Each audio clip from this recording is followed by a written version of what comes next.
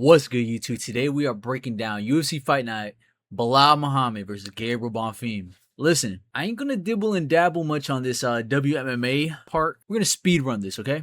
Kaylin Sosa versus Ariane Carnelosi. Listen, I was impressed with Sosa's finishing ability against Yasmin, and that's pretty much gonna sum up the reason why I'm picking her. All right, moving on.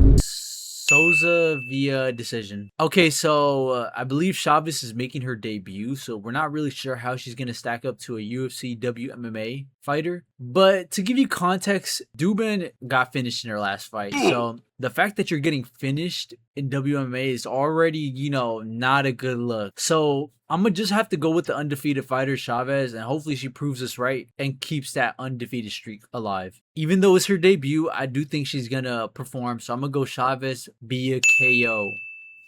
Alright, now we actually breaking it down for her, alright? Listen, we got the gay LARPer himself, Jordan Levitt. Girl, nasty, I've been a nasty girl. Nasty, I've been a nasty girl. Nasty, I've been a nasty. Is somebody gonna match my freak? Alright, now we're gonna actually break this down. So off the rip, I'm gonna go with Jordan Levitt here. He's more proven at a higher level. He's went against the Paddy Pimblets of the world. I mean, if that means anything. And Brito has lost to Sabatini, a similar archetype and a similar game as Levitt. It shows a game plan that Levitt can execute against Brito because he has a similar style to Sabatini. He also lost to Gomez, and I also think that Levitt he's more proven in the featherweight division. Okay, he's shown to have really good takedowns, even taking down Paddy Pimblett most of the time. And we've seen what happens when you take Paddy Pimblett down. Bobby Green. So the fact that Paddy Pimblett was attempting multiple submission attempts and failing until he eventually did get it, but the fact that Levitt was able to survive all those submission attempts at the beginning kind of reassures me in terms of his grappling. Okay, he's shown to have a decent chin.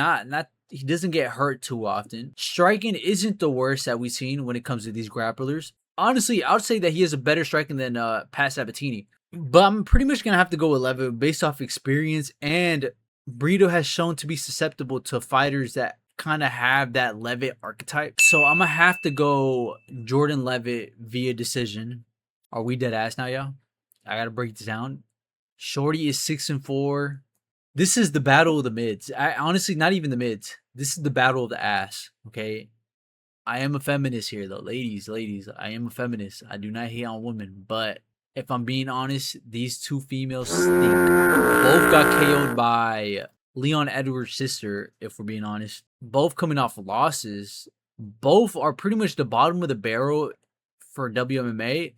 So it's kind of like, dude, like, what are we picking, ass or ass? Like, yo, this is very hard. I'm gonna just go on a whim here and just pick Priscilla Cachoeira winning by decision. Just off experience, okay? She's had more fights in the UFC, although she hasn't really shown to be much at all in the UFC. At least she has more experience, okay? So we're just gonna go off experience here. Okay, guys, this is the fight where I'm not confident in. This is all signs point to Bruno Silva. Got knocked out by Joshua Van, but that boy was eating headless shots. Joshua Van had to give him the meanest combo to finish him. So he's shown to have a decent chin. Charles Johnson fight was competitive. When I was watching it live, I was low-key stressing for Charles Johnson because I'm like, dude, you're supposed to be beating guys like this. But the fact that Bruno Silva was making it competitive kind of had me stressing a bit. And it's a good look for Bruno Silva. Edgar Shires, on the other hand, he's been pretty much fighting cans. He hasn't been losing, and both have faced Joshua Van. Edgar Shires did have more success in that fight, at least. He's one of those where he'll just pull out a spinning elbow or just a wonky attack that just lands and really hurts you. We could see that in the Bruno Silva fight. Now, in the striking, I think they're pretty even, honestly. In the grappling, they're also pretty even, but I will say that Edgar Shires is more of a submission threat than Bruno Silva. And although Edgar Shires is yet to prove himself, I'm gonna have to go with Shires. He has more momentum than Bruno Silva, at least, And I know, yes, he's been fighting cans, and I low-key feel like I'm being a little biased here. But let's not forget, that boy almost finished Joshua Van. Let's not forget that now. No, he didn't almost finish him. But he did rock Van, though. He has more of a finishing ability than Bruno Silva. Bruno Silva is more of a basic guy, basic striker, if that makes sense. Edgar Shirers, on the other hand, he does stick to the basics, but he will whip out a flashy technique that can catch you off guard if you're not paying attention. And Bruno Silva is the type to not pay attention to those. He will get caught by that. Now, if it goes to the ground, I don't think neither of them can hold each other down. So I don't think that's much of a threat. They cancel out in that department.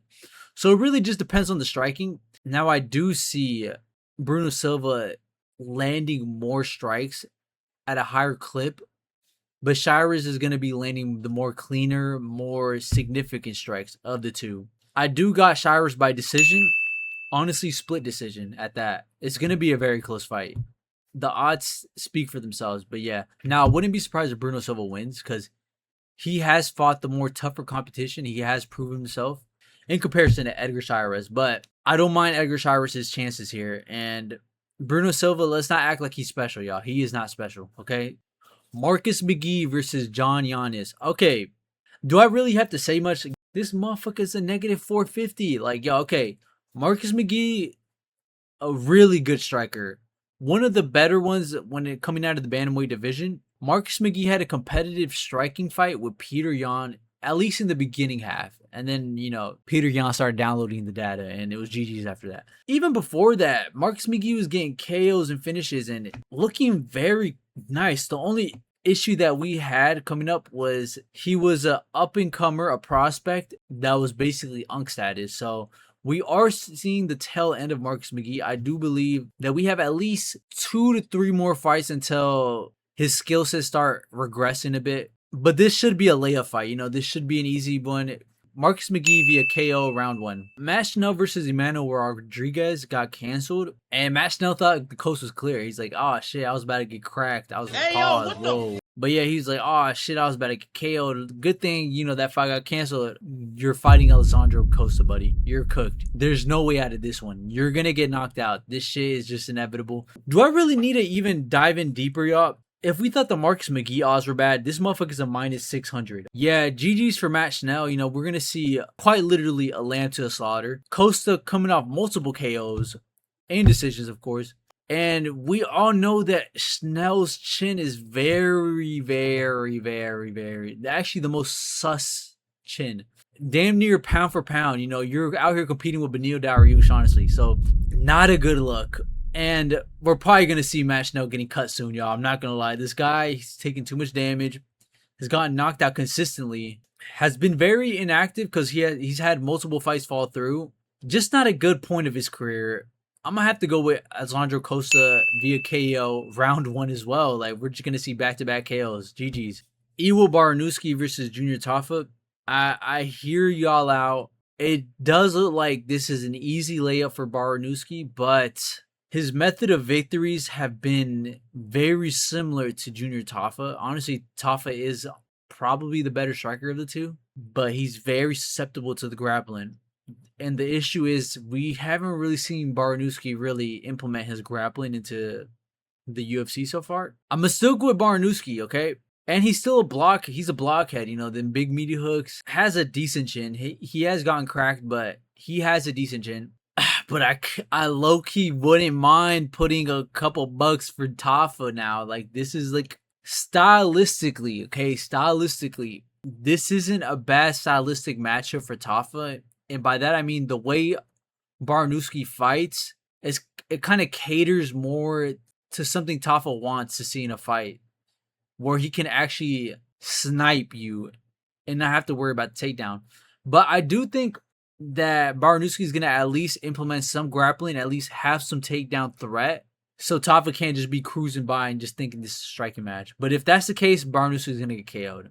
I'm going to still pick Baranuski by decision, but I am a little scared and I'm a little concerned. Hopefully, his coaches are telling him not to just stand and bang with this guy because Tafa is not the guy to do that with. If you just keep this slightly technical, you should be able to beat him. Bryce Mitchell versus Santiago Luna. Okay, when I was first breaking down this card in my mind, I was gonna pick Luna, and he looks good. He has crisp striking, good boxing. He doesn't really throw that much kicks besides the leg kicks, but he has a takedown threat. I don't think it's at the level of Bryce Mitchell, but I do think that Luna is more physical and more stronger than Bryce Mitchell. And although Bryce Mitchell did beat Saeed Nurmagomedov, which was a good win, his win before that was Kron Gracie, gang. Like, are we good? Like, are you hearing me right now? He beat Kron Gracie. And let's not forget, we dead ass, like, when we were watching this live, we dead ass thought Bryce Mitchell died when he fought Josh Emmett. That, and when he started seizing up, dude, I ain't gonna lie, I seen the KO, and then, like, you're like, okay, and then you start seeing him seize up, like, oh shit, is this motherfucker about to die? We about to witness the first death in MMA in the UFC. That's some insane damage you gotta take. That alone kind of persuaded me to, want to pick Luna, because he is a very good striker with KO abilities. Bryce Mitchell's chin is a little bit in the air. Sometimes it looks good, sometimes it doesn't. He's shown to be susceptible to the boxing type archetype, and he hasn't been winning. He hasn't been getting that much good wins besides Saeed Nurmagomedov. He also won against Dan Ige. Damn, I feel like I'm shitting on Bryce Mitchell, but like I said, I'm gonna have to pick Bryce Mitchell because he has more experience here. Luna has a lot of potential. I don't think his grappling is gonna be as effective in this fight. I do think that Bryce Mitchell is the more superior grappler here. Luna is a more superior striker here, but I don't think that Bryce Mitchell is completely outmatched and outgunned. And Luna is still very young. This guy, although he looks like he's a fucking dad that has like 4 kids, this guy's 21. He's very young. So I do think he's going to lack a lot of experience here. And Bryce Mitchell, just off that, should be able to capitalize it and win by decision. Now, he could get knocked out, though. That is a possibility. Fares Ziam versus Tom Nolan. Okay, this fight, I was actually breaking it down. I was looking at the X's and O's. I was watching Jai Herbert fight, because Ziam versus Jai Herbert, because they both have similar builds. I did see some openings that Tom Nolan can capitalize on, but I just think Ziam is the more well-rounded striker. I like Tom Nolan, bro. I really wanted to pick him. Like, when I was rewatching the fights, I was damn near trying to self-delude myself to convince myself that, oh yeah, Tom Nolan's got this. This is a lock. My brain's just saying Ziam's gonna win this. The best way to describe Ziam is he's by the textbook, okay? Tom Nolan, on the other hand, his fight style kind of reminds me of a one championship type striker, but he's also slightly goofy. And by that, I mean, he's like a technical goofy type of guy. And by that, I mean, he'll go for a technical strike, and then out of nowhere, this man will just fall on his ass. You can't do that against Ziam. He will take advantage of that and control you if you fall in the octagon. Now, the outliers Tom Nolan brings here is the finishing ability and that diverse striking he has. Like, this guy has a deep bag. He's pretty crafty. Now, he does go for these, like, damn near finishing highlight reel KOs. And sometimes they do bite him in the ass. He does fall on his butt, and he does put himself in bad positions where I see Ziam taking advantage. Yes, he has very clean, crisp striking, good dexterity, and he has good submission ability off the back or on top. He will go for submissions, but I also do see him putting himself in too much danger, especially in the grappling department, where if he goes for a submission, I could see Fares taking advantage of that and then controlling him after surviving, the first submission attempts. And I know Tom Nolan's coming off a sub against Campbell, but against Borishev, dude, if you watching that fight really, put the nail in the coffin for me. The fact that you weren't even able to sub that guy, a guy that is primarily a kickboxer but has zero grappling, you were out here pulling guard. Borshev's on top of you, dude. If Borshev's on top of you, I can't even imagine what Fares Ziam would do. And like I said, stylistically, when it comes to these flashy out there type of strikers fighting against textbook, making sure everything's proper and nice, hands by your chin type of fighter, which is Ziam. those fighters tend to, do good when it comes to these type of matchups. But yeah, I'm gonna go for Estiam via decision. Brendan Allen versus Edmund Shabazian. Okay. I'm gonna have to go with Brendan Allen. He's more proven in the middleweight division. Coming off a win against RDR, impressive win at that, because RDR was going on a mean streak, and I know he was taking so much fights, cutting so much weight, which I do think played a factor with his cardio. But nevertheless, Brendan Allen took that shit on short notice and performed. And I know he is a little goofy out there, but I think you can be goofy enough against Edmund Shabazian. Like, I don't think Edmund is going to really be much of a threat. Like, literally, this guy went to decision against Petroski. The same Petroski that got finished by Cody Brundage. Like, what? Like, I think this is an easy lock. Brendan Allen via, honestly, I'm going to have to say KO. Belal Muhammad versus Gabriel Bonfim. Okay. I see there's a lot of hype going into this fight for Bonfim and the Bonfim bros. You know, I remember the hype for them, the brothers, there was a lot of hype coming into when they were first in the UFC scene. And then when they lost, it got finished, you kind of like forgot about them. You're like, oh, but now they're in the rankings, y'all. And now Gabriel Bonfim is up against Belal Muhammad. Belal Muhammad's career has been kind of like how do I put this? A weird trajectory. It's very hard to pick his fights, okay? So let's break this down. Guys, literally, look. I'm hitting load and this shit don't load. Like, $1 billion company and your fucking website does not work. The Sean Brady fight, okay? Stylistically, we thought Sean Brady was a perfect matchup against Belal Muhammad. But guess what? He wins via TKO. I wouldn't say KO because Sean Brady was still standing. But, yeah, at the time, a lot of people were picking Sean Brady and we got that shit wrong. Moving on, then he fights Gilbert Burns. And we're like, Gilbert Burns? Oh, no, this is an easy lock. Gilbert Burns has that power. He can defend the takedowns. He has that submission threat. Belal beats Gilbert Burns. We got that shit wrong. Yeah, we got that shit wrong. No one picked Belal. All right, let's be honest with ourselves. And then we see Leon Edwards versus Belal Muhammad. And we're like, okay, you fought in a short notice, injured Gilbert Burns. And he's a little old at that. So we're like, you know what? Leon Edwards coming off a win against Usman. And we're out here thinking, and Colby Covington, we're out here thinking, oh, Leon Edwards has proved himself to, have a good takedown defense and some good striking. He should win this by decision. No. This man gets dunked on his head and gets beaten via decision. We got that shit wrong again. And then we move on. JDM versus Belal Muhammad. We're like, oh nah, look, Belal just proved himself to be we got to put some respect on his name, bro. We can't keep sleeping on him, bro. We're picking Belal. The JDM murks that fool. Now, don't get it twisted. I picked JDM, but I was like a JDM glazer at the time, so it makes sense. But I'm thinking of the masses. This is how we're all thinking, right? So most likely, we're inclined to, give Belal the benefit of the doubt in this matchup. JDM wins. Now, the Ian Gary fight, I think that's when we all started, waking up. We stopped being NPCs. We picked Ian Gary. The fight wasn't that competitive, honestly, if I'm being honest. And now it's looking like we're in the process of pretty much sleeping on Belal. I think we're sleeping on Belal and his capabilities.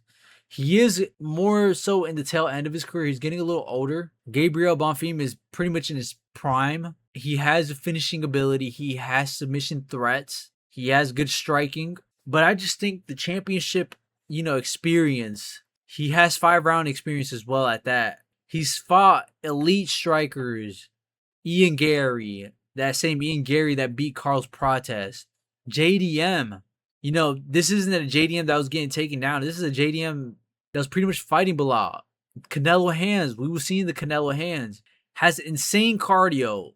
I just think we're low-key sleeping on Belal. Like, I'm going to have to go with Belal via decision. We're going to remember the name after this. Now, am I a little concerned? Yes. Because, he did not look good against Ian Gary. But that's Ian Gary. I don't think Gabriel Bonfim is going to submit Belal. So when Belal goes for these takedowns, he will have to be aware of the submission threat. But as long as he stays on his P's and Q's and keeps implementing his game and that pressure, I do think he's going to start breaking Bonfim in the later rounds. But I'm still going to say decision. But yeah, we're going to start seeing a slower Bonfim. A guy that isn't as threatening in the striking department. And he's gonna eventually by the fourth and phase, he's not gonna bring anything to the table in terms of the grappling department. So yeah, I'm gonna have to go Belal, and we're gonna remember the name Muhammad via decision. Guys, this is the last minute. I'm literally posting this Wednesday. Pretty much it's Thursday, y'all. It's literally Thursday. I'm gonna post it. I'm gonna edit this bitch quick as hell. I'm gonna post it. Hope y'all enjoyed. Leave a like. Peace.